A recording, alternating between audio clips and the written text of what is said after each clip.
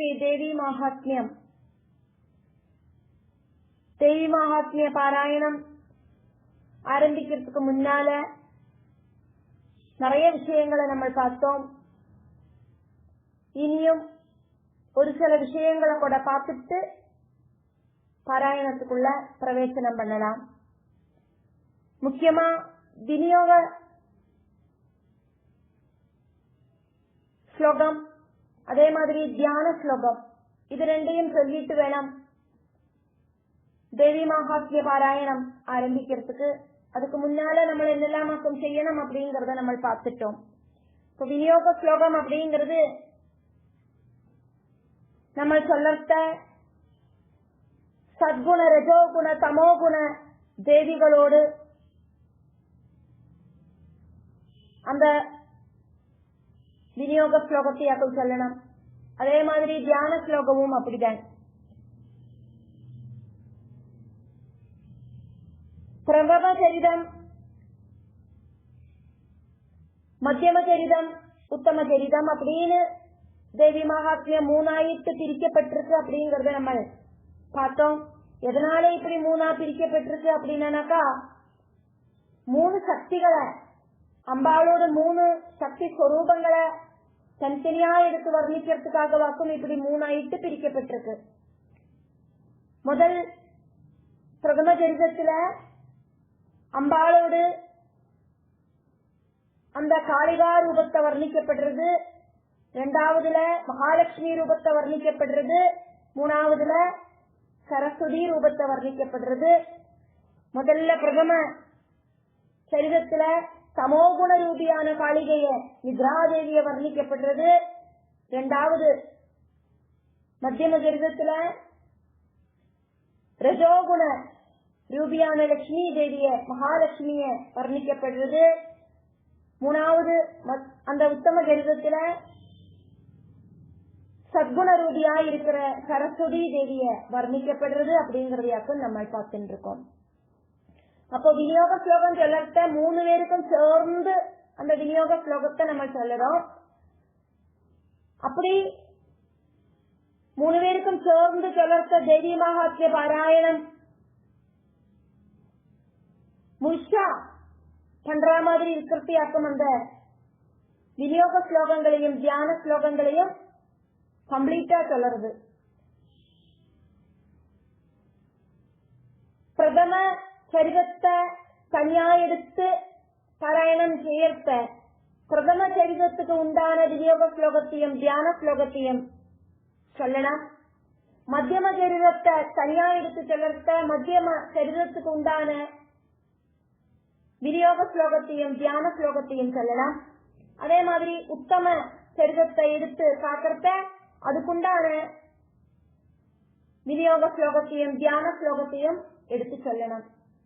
இதுக்கு எல்லாமே நிறைய நிறைய டிஃபரன்ஸ் இருக்கு அப்படிங்கறத நம்ம பார்க்கிறோம். அத ஒண்ணு எக்ஸ்பிளைன் பண்ணலாம் அப்படின்னு நினைக்கிறேன். பிரதம சரிதம் தனியா வாசிக்கிறத அதுல இருக்கிற ரிஷி சந்தஸ், அதே மாதிரி தேவதை,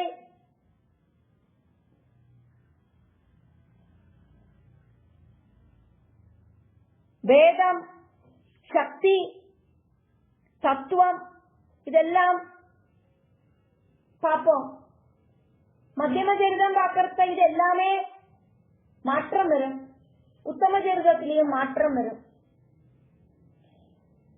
மத்தியம சரிதம், உத்தம சரிதம், பிரதம சரிதம். பிரதம சரிதத்துல பிரம்மாவாக்கும் ரிஷி அப்படின்னாக்கா, மத்தியம சரிதத்துல அத பாராயணம் செய்யறத விஷ்ணுவாக்கும் ரிஷி, அதே மாதிரி உத்தம சரிதத்துக்கு ரிஷி அப்படின்னு பார்த்தானா ருத்ரனாக்கும்.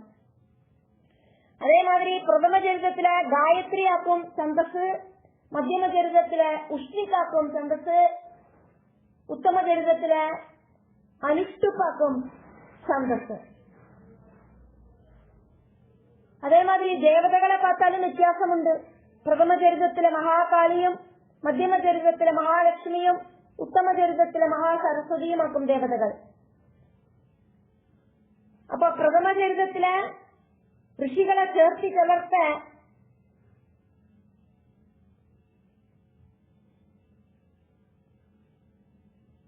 பிரம்மா விஷ்ணு ருத்ரா ரிஷயா அப்படின்னு சொல்லுறோம். அதே மாதிரி பிரதம சரிதம், மத்தியம சரிதம், உத்தம சரிதம் இதுல எல்லாத்தையும் ரிஷிகளை சேர்த்து சொல்லியாக்கும். இப்படி 3 பேரையும் சேர்த்து சொன்னோம் அப்படிங்கறத சொல்லிக்கிறேன். அதே மாதிரி பிரதம சரிதம், மத்தியம சரிதம், உத்தம சரிதம் இதுல எல்லாம் சந்தஸ சேர்த்து சொல்லிருக்க காயத்ரி உஷ்ணிக் அனுஷ்டுப் சந்தாம்சி அப்படின்னு சொல்லப்படுறது. அதே மாதிரி பிரதம சரிதம், மத்தியம சரிதம், உத்தம சரிதம் இதுல எல்லாம் தேவதையை சேர்த்து வளர்த்த மகாலட்சுமி, மகாகாளி, மகாலட்சுமி, மகா சரஸ்வதி தேவதாக அப்படின்னு சேர்த்து சொல்லப்படுறது. அதே மாதிரி பீஜாட்சரங்களும் எல்லாத்திலையும் ஒரு சேர சேர்த்து சொல்லப்படுறது. அதே மாதிரி பிரதம சரிதம் ரக்ததந்திகா பீஜமாக்கும், மத்தியம சரிதம் துர்கா பீஜமாக்கும், உத்தம சரிதம் பிராமரி பீஜமாக்கும். 3ஐயும் சேர்த்து ரக்ததந்திகா துர்கா பிராமரியோ பீஜானி அப்படின்னு சொல்லப்படுறது. இப்படி எல்லாத்துக்கும் மாற்றம் இருக்கு அப்படிங்கறதையாக்க நம்ம பார்க்கிறோம். இங்க முதல்ல மகாகாளி, லட்சுமி, மகா சரஸ்வதி இப்படி இருக்கிற 3 தேவதைகளையும் ஒரு சேர சேர்த்து வச்சுருக்கிற விநியோக ஸ்லோகத்தை பார்க்கலாம். அதுக்கப்புறம் தனித்தனியா எடுத்து பார்க்கலாம். ஓம் நம சண்டிகாயே அத ஸ்ரீதேவி மாஹாத்மியம் சப்தசதி ன்யாசஹ. ஓம் அஸ்ய ஸ்ரீ பிரதம மத்யமோத்தம சரித்ர ரூப சப்தசதி மாலா மந்திரஸ்ய பிரம்ம விஷ்ணு ருத்ரா ரிஷயः காயத்யுஷ்ணிக் அனுஷ்டுப் சந்தாம்சி ஸ்ரீ மகாகாளி, மகாலட்சுமி, மகாசரஸ்வத்யः தேவதாः ரக்ததந்திகா துர்கா பிராமர்யோ பீஜானே நந்தா சாகம்பரி பீமா சக்தயः அக்னிர்வாயு சூரியஸ்தத்வானி ரிக்யஜுர் சாமவேதாத்யானானி சர்வாபீஷ்ட சித்யர்த்தே ஜபே விநியோகः. இப்ப சொன்னது மகாகாளி, மகாலட்சுமி, மகா சரஸ்வதி இப்படி 3 பேரையும் சேர்த்து வச்ச விநியோக ஸ்லோகமாக்குமே. இதையே இன்னும் கொஞ்சம் ஷார்ட்டா பார்க்கலாம்.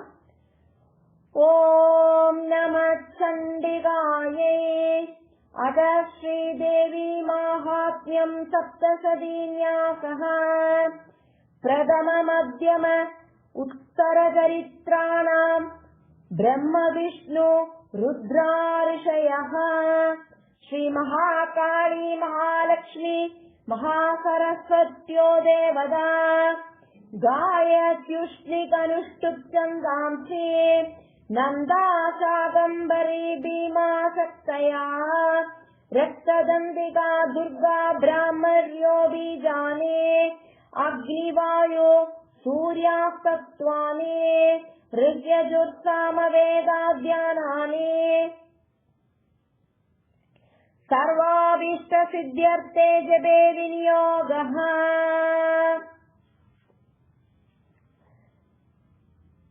தியான ஸ்லோகத்துக்கு முன்னாடியாக்கும் விநியோக ஸ்லோகம் அப்படிங்கிறது சொல்லலாம்.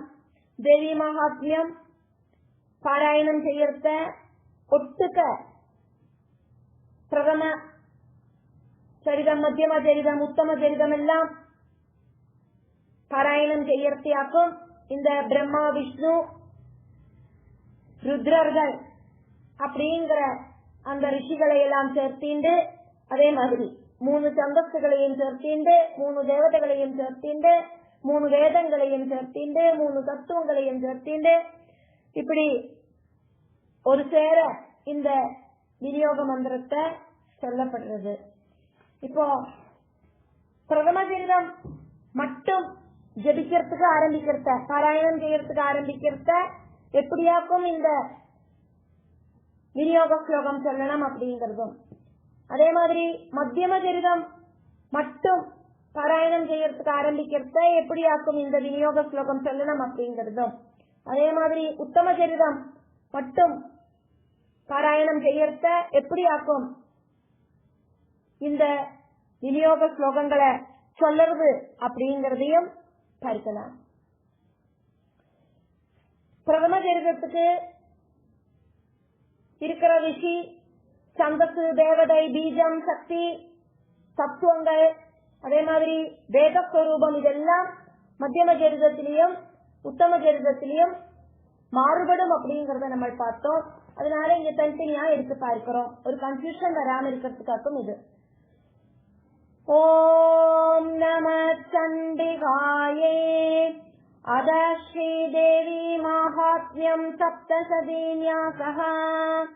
ஓம் ஆக்ய ஸ்ரீ பிரதம சரித்ர ரூப சப்தசதி மாலா மந்திரஸ்ய பிரம்மா ரிஷிஹ காயத்ரி சந்தஹ மகாகாளி தேவதா ரக்தகந்திகா பீஜம் நந்தா சக்திஹ அக்னிதத்வம் ऋग्वेद ज्ञान स्वरूपम श्री महाकाली प्रीत्यर्थे सर्व अभीष्ट सिद्ध्यर्थे प्रथम चरिते जपे विनियोगः. பிரதம சரிதத்தோடு விநியோக ஸ்லோகத்தை பார்த்தோம். அடுத்தது மத்தியம சரிதத்தோடு விநியோக ஸ்லோகத்தை பார்க்கிறோம். அதுக்கும் அதே மாதிரியே ஆரம்பிக்கலாம். ஓம் நம சண்டிகாயே. அத ஸ்ரீதேவி மாஹாத்மியம் சப்தசதீன்யாசஹ. ஓம் அஸ்ய ஸ்ரீ மத்தியம சரித்ர ரூப சப்தசதி மாலா மந்திரஸ்ய அப்படின்னு சொல்லிட்டு ரிஷி ஆராக்கும், சந்தஸ் ஆராக்கும், தேவதை ஆராக்கும், பீஜம் ஆராக்கும், சக்தி ஆராக்கும், தத்துவம் ஏதாக்கும், அதே மாதிரி தியான ஸ்வரூபம் எதெல்லாம் ஆக்கும் அப்படின்னு சொல்லுவோம். அப்போ விஷ்ணு ரிஷி உஷ்ணிச்சந்தஹ மகாலட்சுமி தேவதா துர்கா பீஜம் சாகம்பரி சக்தி வாயு தத்வம் யஜுர்வேத தியான ஸ்வரூபம் ஸ்ரீ மகாலட்சுமி பிரீத்யர்த்தே सर्व अभीष्ट सिद्ध्यर्थे मध्यम चरिते जपे विनियोगः. அடுத்தது உத்தம சரிதம். அந்த உத்தம சரிதத்திலேயும் ரிஷி, சந்தஸ், தேவதை, பீஜம், சக்தி, தத்துவம், வேத தியான ஸ்வரூபம் எல்லாம் மாறுறது, அதை பார்க்கிறோம். அப்ப அதுக்கும் இதே மாதிரியே ஆரம்பிக்கலாம். ஓம் நம சண்டிகாயே. அத ஸ்ரீதேவி மாஹாத்மியம் சப்தசதீன்யாசஹ. ஓம் அஸ்ய ஸ்ரீ உத்தம சரித்ர ரூப சப்தசதி மாலா மந்திரஸ்ய ருத்ரா ரிஷிஹ அனுஷ்டுப்சந்தஹ மகாசரஸ்வதி தேவதா பிராமரி பீஜம் भीमा शक्ति सूर्य तत्त्वं सामवेद ज्ञान स्वरूपम श्री महासरस्वती प्रीत्यर्थे सर्व अभीष्ट सिद्ध्यर्थे उत्तम चरिते जपे विनियोगः. இப்படின்னு இந்த விநியோக ஸ்லோகத்தை நம்ம இப்போ பார்த்தோம். அடுத்தது தியான ஸ்லோகம். 3 தேவதைகளுக்கும் இதே மாதிரியே 3 தியான ஸ்லோகங்களாக்கும் இருக்கு. ஸ்ரீதேவி மகாத்மியம் நிறைய டீட்டெயில்ஸை நம்ம இது வரைக்கும் பார்த்தோம். விநியோக ஸ்லோகத்தையும் தியான ஸ்லோகத்தையும் சொன்னதுக்கு அப்புறமா தேவி பாராயணத்துக்கு போகலாம். பீஜாட்சர மந்திரங்கள் இன்க்ளூடா இருக்கிற நவாட்சரி மந்திரம், அதே மாதிரி ஹிருதயாதி நியாச மந்திரங்கள் எல்லாம் குரு கிட்ட இருந்து டைரக்ட் ஆயிட்டு கத்துக்க வேண்டிய விஷயங்கள் அப்படிங்கறதுனால அதெல்லாம் அவாய்டு பண்ணிட்டு இங்க சொல்லாதக்கு நம்ம பாராயணத்தை பார்க்கிறோம்.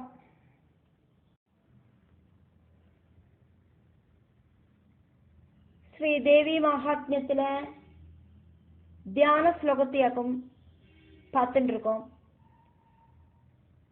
தியான ஸ்லோகம் அப்படிங்கிறது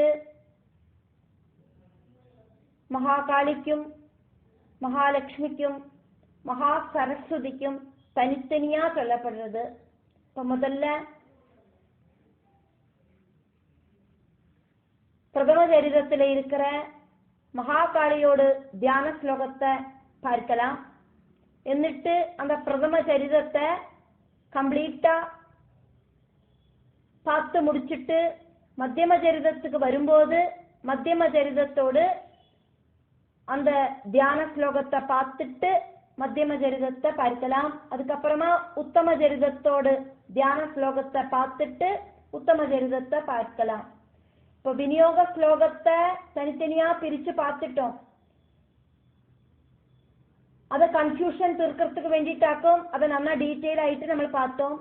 இங்க தியான ஸ்லோகத்துல நமக்கு ஒவ்வொருத்தருக்கும் தனித்தனியா தியான ஸ்லோகமாக்கம் இருக்கு அப்படிங்கிறதுனால அதை நம்ம அந்தந்த சரிதங்களில முன்னால சொல்லிட்டு நம்மளத ஆரம்பிச்சுக்கலாம்.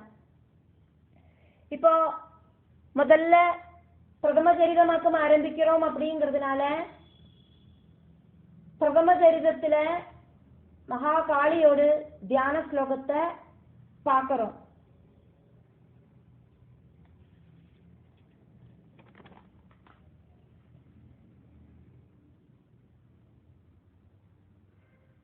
தியான ஸ்லோகம்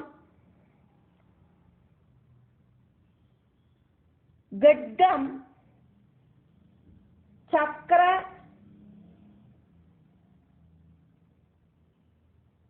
கத இஷு சாப பரிகான் சூலம் புஷுண்டிம் சிரஹ சங்கம் சந்தததீம் கரைஹி த்ரிநயனாம் சர்வ அங்க பூஷ ஆவ்ருதாம் கட்கம் சக்ரகதேஷு சாப பரிகான் சூலம் புஷுண்டிம் சிர சங்கம் சந்தததீம் கரை ஸ்ரீநயனாம் சர்வாங்க பூஷாவ்ருதாம்.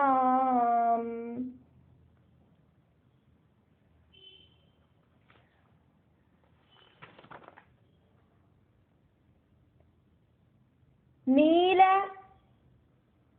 அஸ்ம த்யுதி நீல அஸ்ம த்யுதிம் ஆஃப்யம் பாதம் தசகாம் பாததசகாம் நீல அஸ்ம த்யுதிம் ஆஃப்ய பாததசகாம் சேவே மகாகாளிகாம்.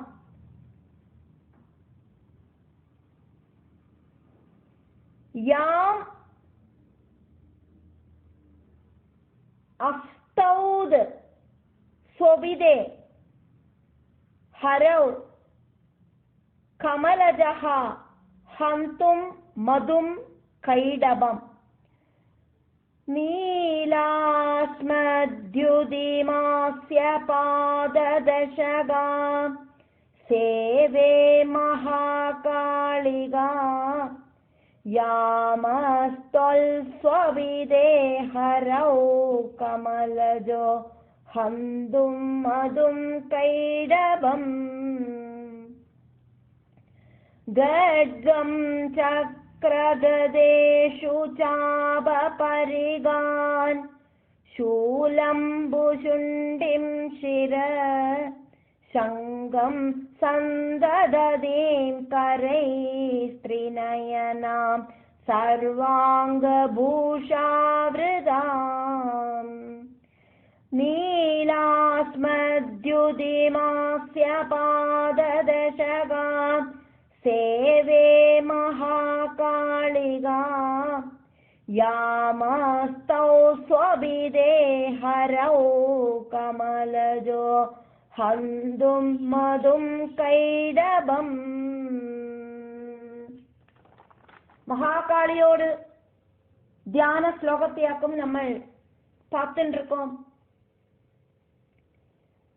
தியான ஸ்லோகத்தை சொல்லறத நம்ம இங்க ஓம் அப்படிங்கறத சொல்லிட்டு ஆரம்பிக்கணும்.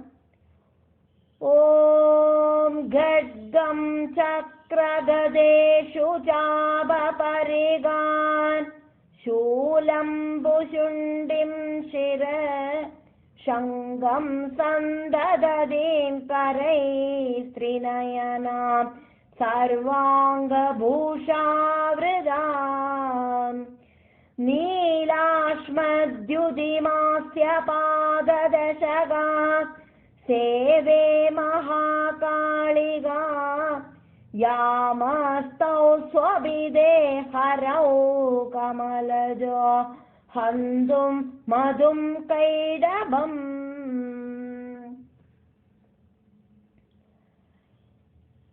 சேவே அப்படின்னா நான் அம்பாளை சேவிக்கிறேன். மகா காளிகாம் சேவே, மகா காளியாயிருக்கிற அம்பிகைய நான்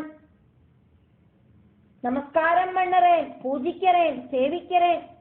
எப்படி இருக்கிற மகாகாளிய ஆக்கும் நான் தியானிக்கிறேன் அப்படின்னு சொல்லப்படுறது. 10 கைகள் இருக்கு தேவிக்கு, 10 தலை இருக்கு, 10 கால்கள் இருக்கு.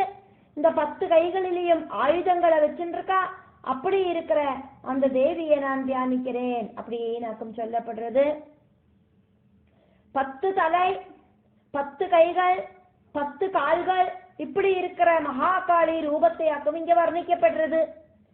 கட்கம் அப்படின்னா வாளு, சக்கரம் அப்படின்னா அம்பாளோடு ஸ்ரீசக்கரம், அதே மாதிரி கதை, இஷு அப்படின்னா அம்பு, சாபம் அப்படின்னா வில்லு, பரிகார் அப்படின்னா இரும்பால இருக்கிற ஒரு ஆயுதம், சூலம் அப்படின்னா திரிசூலம், புஷுண்டிம் அப்படின்னா அம்பாளுக்கு கைகளே ஒரு ஆயுதமாக்குமே, அந்த கைகளால சூண்டி இழுக்கிற ஒரு ஆயுதமாக்கும் இந்த புஷுண்டி. சிரஹா அப்படின்னா அம்பாளோட கையில தலைய வச்சுருக்கா, அசுரனோட தலைய வெட்டி கையில வச்சுருக்கா. சங்கம், சங்கெல்லாம் வச்சுருக்கா. இப்படி கரைகி கைகளால சந்தகதீம் நிறைய நிறைய பொருள்களை தரிச்சுருக்கிற, சேர்த்தி வச்சுருக்கிற அந்த தேவியை நான் பஜிக்கிறேன் அப்படின்னு சொல்லப்படுறது. திரிநயனம் 3 கண்களாக்கும் தேவிக்கு இருக்கு. அக்னி, சூரியன், சந்திரன் அப்படின்னு 3 கண்கள். எல்லா சிரசிலையும் 10 சிரசிலையும் தேவிக்கு 3 கண்கள் இருக்கு. சர்வாங்க பூஷ ஆவிரதம், சர்வ சரீர பாகங்களிலேயும் ஆபரணங்களால தேவி அலங்காரம் பண்ணிட்டு இருக்கா. நீல அஸ்ம தியுதிம், நீலாஸ்ம தியுதிம், அஸ்மம் ஜனன கல்லு, நீல கல்லு அப்படிங்கிறது இங்க இந்திரநீல கல்லு. அந்த இந்திரநீல கல்லால தியுதிம் அம்பாள் இப்படி ஜொலிக்கிறா. ஆஸ்யம் சொன்னா முகம், பாதம்னா கால்கள்.